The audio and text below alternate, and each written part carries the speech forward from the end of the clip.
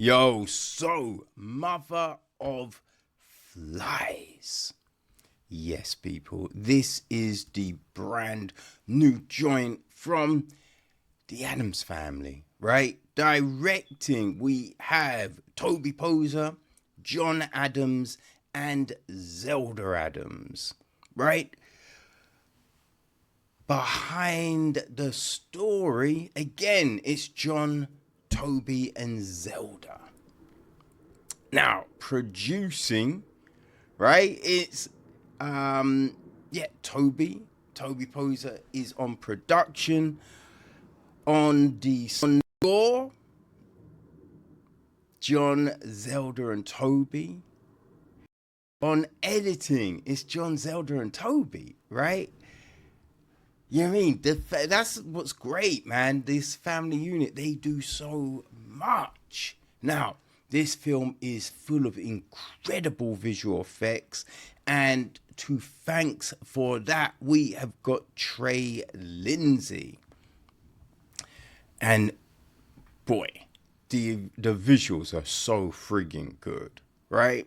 So, what film about, you may ask? Because, I mean, mother of flies, right? When a young woman faces a deadly diagnosis, she seeks dark magic from a witch in the woods, but every cure has a cost. Boy, oh boy. Well, luckily enough, we have got some director's notes, right? So it's a long one, so I might not read it all, but let's go. The human body has a habit of dying too soon, too late, often painfully. Horrors of the body like cancer are real, are human horror. As a family whose personal narratives serve as fuel for our imaginations, it was only a matter of time when we faced our stark history, pretty much every family's history, with cancer.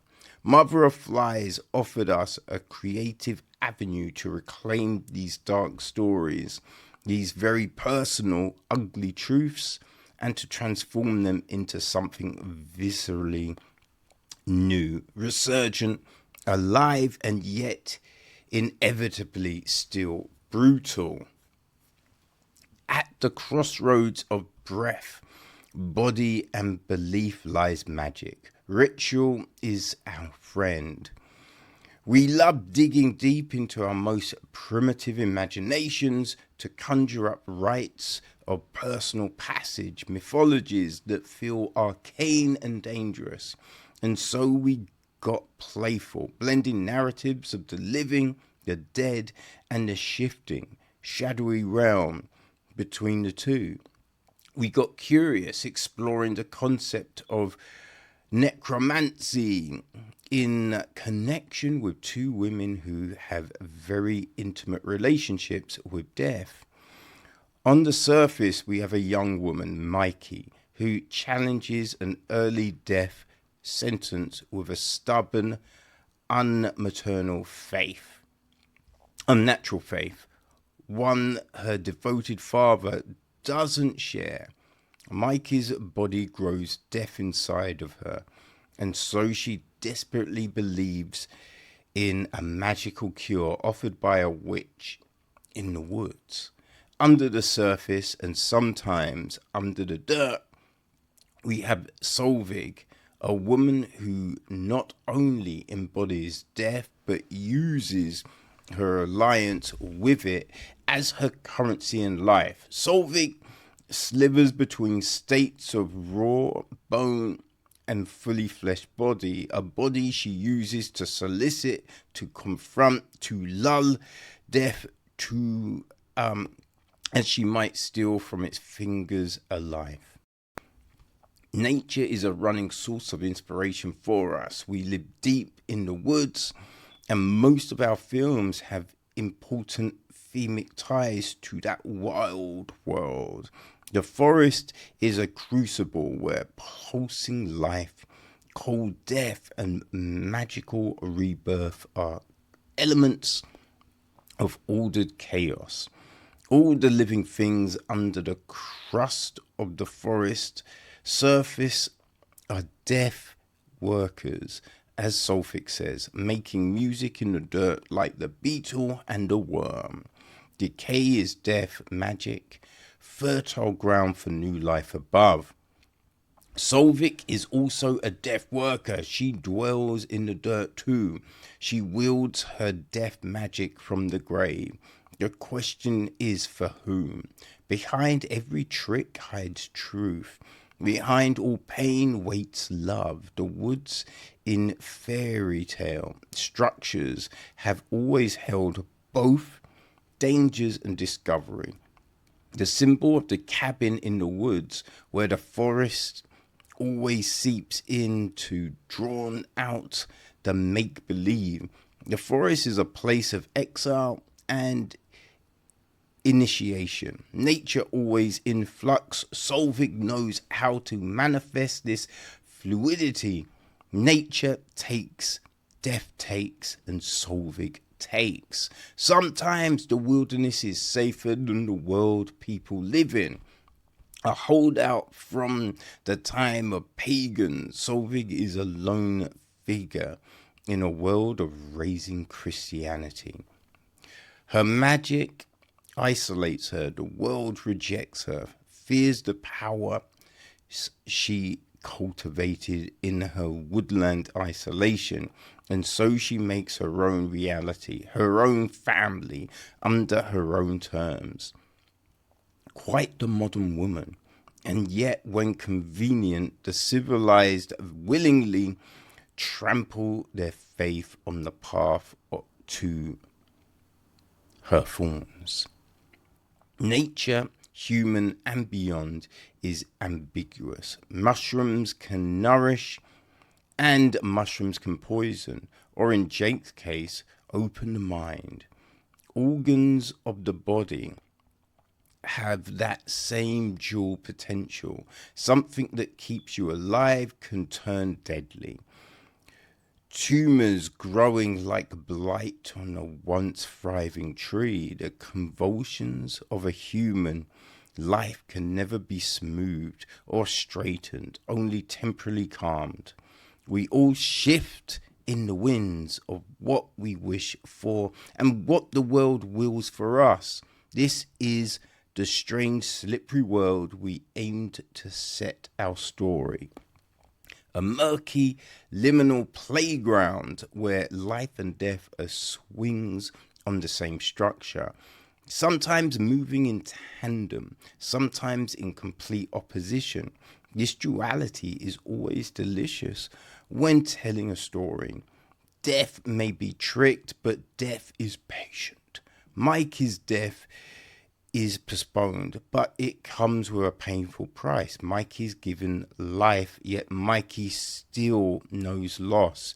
Anyone who survives a deadly disease understands this duality, this double-edged seesaw of gratitude for being alive and the unshakable awareness of the closeness of death. Mikey lost her womb at such a young age, and the loss that lingers, that potential to bear life within her body, is only regenerated for the witch's benefit. In our story, the necromancer uses death's device, a tumor, to birth or rebirth the infant she chooses to mother. All Solveig wants is to finally rest in eternal peace, holding the child she loves. The pathways between life and death are dim and scary, but for us, love always lurks in those shadows. It's our thorn of preference. Although this film is about a witch doctor curing cancer through magic and ritual, it's also symbolic of how science cures cancer, which is brutal, painful, brilliant, and kind of magic. The chemicals and radiation rays that pumped through John's body could just as well have been poured from a potion bottle or waved from a wand. The tumour in Toby's long gone uterus grew where both her children grew. And storytellers watching our tumour magically morph back into a living thing feels powerful. Zelda carries this same genetic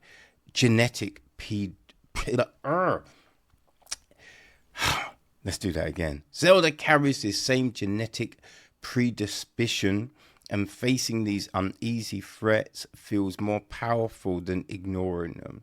When humans face these dark narratives, if we're lucky, we walk out alive and thankful. But that doesn't mean our innocence is ripped out of our moral fibre. And yet, most would shake the devil's hand on this deal every day if we had to. Mother of Flies was a creative way for us to exorcise these demons, but putting them on screen and exorcising them. Yo, right? Now, the Addams family are just mad creative. And when you think of, that, right? The fact that cancer, affected Toby, affected John. This is, for them to be able to be as creative as they are, right? And not let those things have crushed them is huge. And, I always look forward to an Addams Family joint, people. Man, like all the way back, right, to Hellbender. Man, I was lucky enough to get that and thus start my journey with this great family. So when I saw Mother of Flies was coming, man, I was excited. Excited for the film and excited for the possible opportunity to reconnect with this group. And man, the film, man, it does not disappoint. Doesn't disappoint, and it's different. Yo, this film, right? There's always this kind of vibe with all the films, right? And it's different. It's very like Hellbender was so different to Where the Devil Roams, right? Hellhole was some other craziness. And this has this different kind of lyrical twang to it, right? When you, like, if you watch all the other films, you'll notice this conversational beat, right? The way our characters interact. And this one, very different, right? It's very different. And it's interesting because we have, like this, just this craziness that is happening to them, which is terrible, Oh, you know what? I realized I did not do the cast, right? I mean, we've got John, Lulu, Zelda, Toby. You know what I mean? That's our main cast, essentially. There are other people that show up in like the diner and you know what I mean? Those kind of things. But yeah, essentially we've got our fam doing their things, and it's always great. Right? It's always great. But yeah, we have this thing, right? Jake and Mikey, they're on this journey because they've tried everything, right? They've tried everything, and Mikey, she's dying. And they're at a point where, yo, you're taking that Hail Mary, You know what I mean? You are seizing the day. And that's the interesting thing, because this film isn't at the start, right? It's not the day after she just found out she's got cancer. No, right? She's tried many things. She had a uterus removed, you know? Like a young kid, right?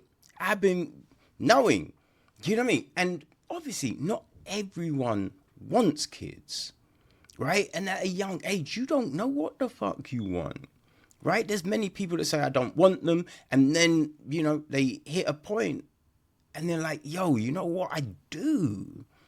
But everyone wants an option, right? The ability to choose. And that's been taken from Mikey, you know? And she's had different treatments. So now we're at a point where they've tried everything. And you can see that in the way that Mikey and Jake communicate, right? It's very, you know, gallows humor, which is, man, you gotta love gallows humor, right? I mean, some people are a bit like, yo, that's too much, you know what I mean? But yo, there's something about it, right? It's a coping mechanism. It's a way we deal with the hard truths of life, you know, the hard truths of a situation, you know? So there's a joy to that. There's a magic to that. And you get it, right? Like there's a bit when they're like, if you're gonna kill yourself, how would you do it? Right? You know what I mean? To have, like, you know, people discuss this is kind of a crazy one.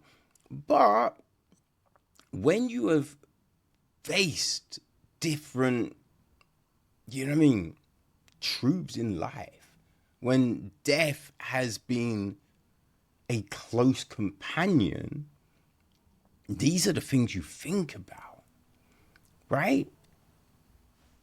Now, we see all of this, right? Their interactions, you know, Jake wants Mikey, you know, because he is there for her. He's taking this trip with her, but there are still things he cannot quite get his head around, right? Like, who the fuck is Solveig, right? How did this? Why are we doing this? Like, it's a bit, you know, and you get it from his point of view, right? Wanting to support his daughter 100%, you know, because it's just them. They've lost their mother, right? He's lost his wife. But he also wants to protect his daughter, you know? So it's kind of like, he understands that there are people that try and take advantage of things, right? Charlatans. Oh, see. Sorry, people. You have it. They're charlatans, right? And so, you know what I mean? There are times when he's just like, yo, what are we doing? You know? And she's frustrated, you know what I mean? But which you get. So it all really does come from this place of reality, like place of truth. And they really handle that very well. You know what I mean? They really do. Also, like, visually, this film is just crazy. Like, we start off with this visceral image of Solveig just in this kind of, like, I don't even know, this pit of carnage, right? And it's like, oh man, it's such a crazy scene. You know what I mean? Such a crazy scene, but it works. It really does. And then we have her, like, just looking kind of majestic and ethereal, like, just... And then we get into the film, right? So just opening up, you were just like, yo, what is this gonna be? You know what I mean? Which is fantastic. You know what I mean? Because you are just ready now. You are primed for this film. Right? And we start kind of off at school, and the girls ask Mikey, yo, are you okay? You know what I mean? Because she can sense that something's wrong. And she's just like, is it back? And Mikey's just like, no, I'm all good. But you know, that's probably a lie, right? That's probably a lie. So now she's on this journey with Jake, right? They're traveling to meet Solveig. And throughout the film, we get these kind of flashbacks of Solveig's past, which is real interesting. Real interesting because, you know, like the, director's note said, you have people that want help, right? They want to be cured. They want this. They want that. But then when it's convenient, they're like, you're evil, you're this, you're that. So we see all of this, all the things that have shaped Solveig, which is just like, it's crazy, right? So like all of these things give you this new perspective on who Solveig is. And we're watching this because I think you're not quite sure what is real and what isn't. You know what I mean? But we see, like, again, there's these crazy scenes. These scenes with Solveig, these scenes of, there's like a skeleton kind of in a like melded into a tree, and just these crazy things, like Solveig's house.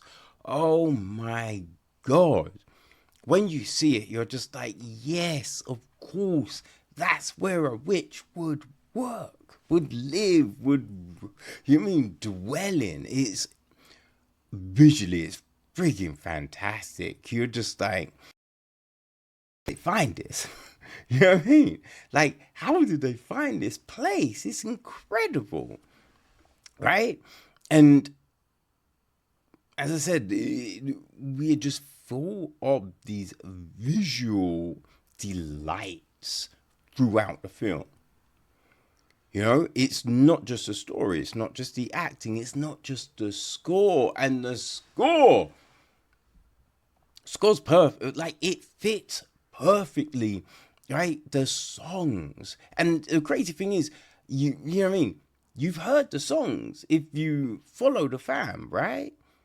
Like, it's funny because the songs, and there's certain images that have been like breadcrumbing, you know what I mean? So it's like, you've heard the songs and the songs work great on their own.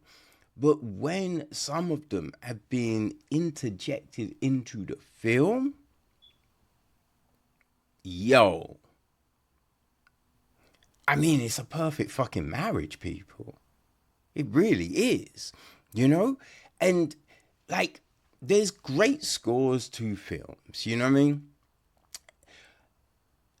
And it works so well, right? But then there's some films that, like, you know what I mean? Perfect, right? Highest to the lowest. Every song spoke to the scene, right? They chose these great songs and everyone spoke to the scene. And that's exactly what we get here. Each song speaks to what we are seeing.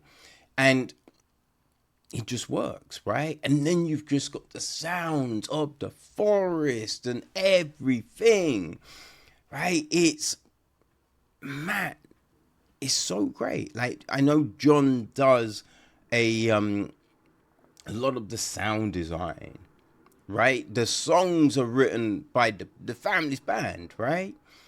So that's their full collaboration, but the sound design and all of that, I know John does that. And John has done it so well, because it just enhances everything.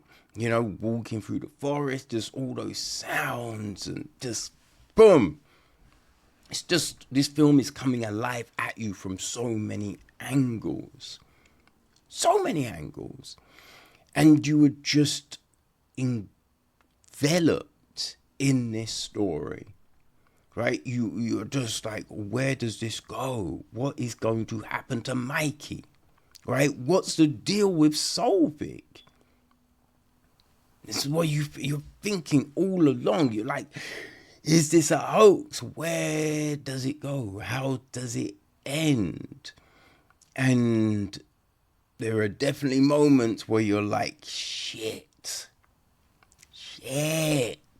But people, when I tell you this ending is great, believe me, this ending is fucking great, right? And the image